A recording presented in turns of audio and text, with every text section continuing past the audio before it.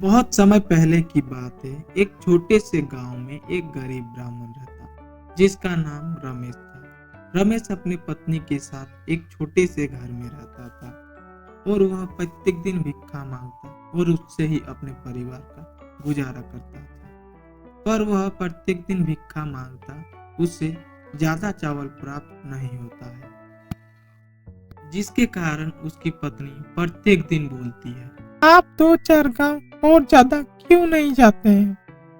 हमें और ज्यादा कुछ चावल प्राप्त होता। भाग्यवान, तुम ठीक कहती हो, मैं और 2-4 गांव जाऊंगा। और वह कहकर रमेश वहां से चला गया। और चलते चलते कुछ दूर आगे उसे एक मंदिर दिखाई दिया और उसने सोचा कि अगर भगवान की प्रार्थना करके चलूं तो आज कुछ ज्यादा चावल प्राप्त हो।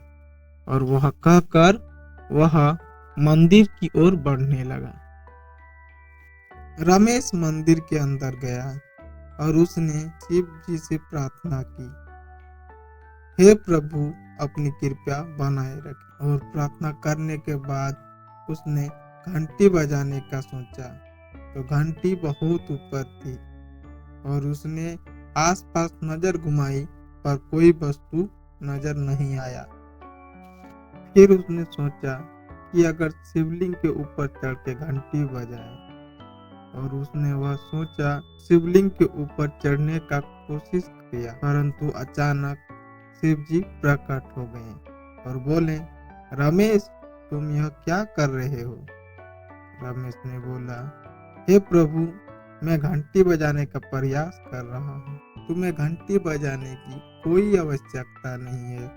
तुम यहाँ किस कारण से आए हो? भगवान, मैं भगवान की प्रार्थना करने के लिए आया हूँ। शिव जी ने रमेश की पूरी बात सुनी और रमेश को एक मुट्ठी चावल दी।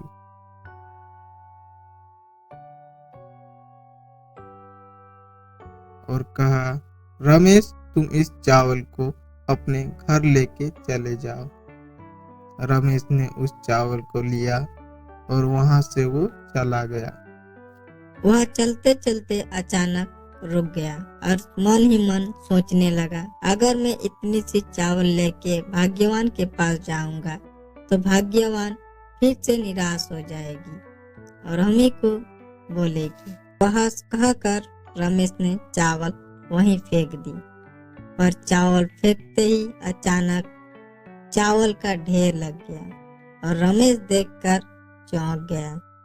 रमेश ने अपनी थैली निकाली और जितना सका उसने अपने थैली में भरने लगा। भरकर सीधे अपने घर की ओर जाने लगा।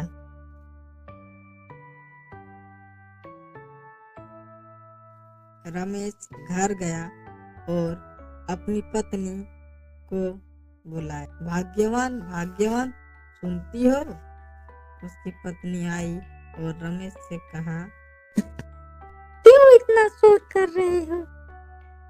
उसकी पत्नी ने थैली को देखा और कहा, आपको इतना सारा चावल कहाँ से मिला? रमेश ने अपनी सारी बात सुनाई और कहा, हमें अब कोई कष्ट नहीं होगा, हमें और भिक्षा मांगने की कोई आवश्यकता नहीं है।